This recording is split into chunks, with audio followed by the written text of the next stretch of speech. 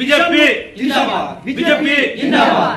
লোকসভা নির্বাচনকে সামনে রেখে দলীয় প্রার্থী কৃপানাথ মালাকে জয়ী করতে গান্ধাই লক্ষ্মীবাজার মণ্ডলে কিষাণ মোর্চার উদ্যোগে এক সভা অনুষ্ঠিত হয়।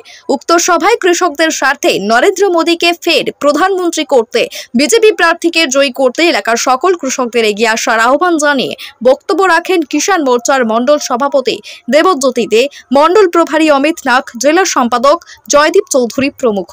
ব্যুরো রিপোর্ট, নিউজ অবিকল। আপনারা সবাই কৃপানাথ মালা মহাশয়কে ভোট দেবেন, দিয়ে ওনাকে জয়যুক্ত করবেন। কেননা 400 সিট আমাদের পার করতেই হবে।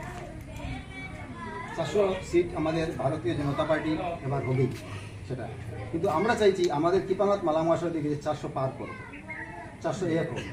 তাই আপনাদের সহযোগিতা, আপনাদের আশীর্বাদ আমি কামনা করছি এবং আপনারা সবাই একজুট হয়ে যাবেন, গিয়ে ভোট দেবেন। দেখেন, কিছু কংগ্রেসি মানুষ